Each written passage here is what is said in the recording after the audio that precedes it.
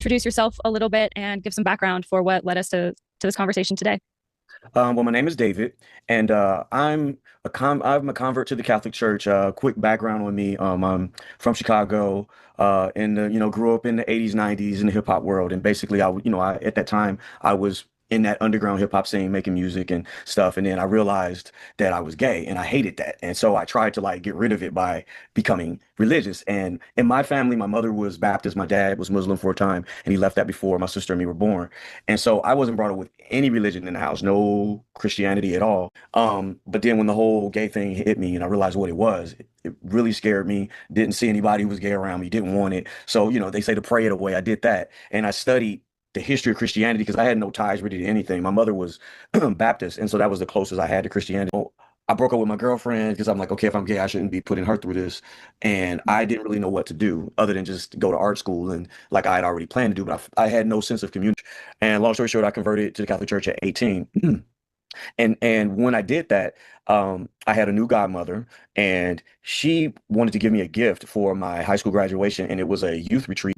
So I went there for this youth retreat that was my graduation gift. And so when I walked up there, this young man, he came up to me along with other people of other organizations too. And he handed me a newsletter, and he ended up getting my phone number because I was giving it to the different people that came up. And some were trying to get you to join a seminary. Mhm. I actually wanted to join that Franciscan thing for a while because I liked where it was and I liked it, just seemed peaceful. Mhm. But they had like a waiting period and this and that. So when I left, I kind of had my heart set on doing that place for a while. But because they had me on this waiting period, during that period of time, the guy Bob from this organization that I couldn't pronounce at first, called Miles Jesu, which is Latin for soldier of Jesus, Mhm. he kept calling me. And he would call me every week. And I had gotten into this like special program at the art school downtown. So I had summer classes. And then one day I took the train further north and I visited them. And to me, it just seemed like a dorm. Like I Mhm. took it like a dorm instead of being like a dorm in school. You're with religious people and I go to school. And they kind of sold it to me like that.